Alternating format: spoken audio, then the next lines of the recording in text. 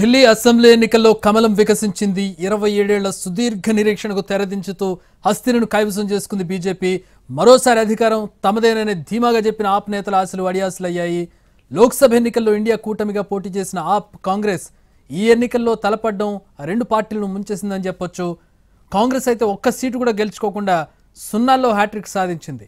గత రెండు ఎలక్షన్స్లో సున్నాగానే ఉంది, ఈసారి కూడా సున్నాగానే ఉంటూ హ్యాట్రిక్ సాధించింది కాంగ్రెస్.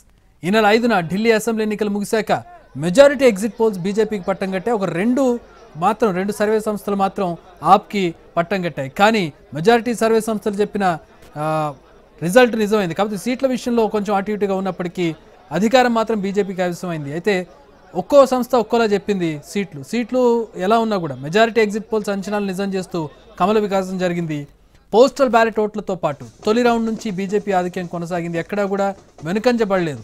సీట్ల విషయంలో ఒక 5-10 సీట్లు అటు ఇటు అయినప్పటికీ కూడా అల్టిమేట్గా బీజేపీనే ఆధిక్యంలో కొనసాగినటువంటి పరిస్థితి. 70 సీట్లు ఉన్న ఢిల్లీలో ఓ దశలో 50 సీట్లలో బీజేపీ ఆధిక్యం కనబరిచింది. ఆ తర్వాత ఆధిక్యం కాస్త తగ్గింది. ఈ ఎన్నికల్లో ఆప్ దిగ్గజ నేతలు మట్టికరిచారు.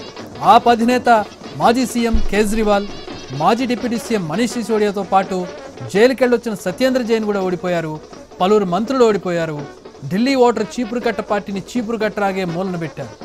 డబుల్ ఇంజన్ సర్కార్ను పట్టాలెక్కేలా ఓటేశారు. ఆప్పై అదే పనిగా ఆరోపణలు విమర్శలు చేస్తూ ప్రచారం హోరెత్తించిన కాంగ్రెస్ని అయితే ఢిల్లీ ఓటర్లు చాలా లైట్ తీసుకున్నారు యథావిధిగా. దీంతో కాంగ్రెస్ కనీసం విక్టరీ ఖాతా తెరవలేకపోయింది. చాలా చోట్ల డిపాజిట్ గల్లంతైనటువంటి పరిస్థితి.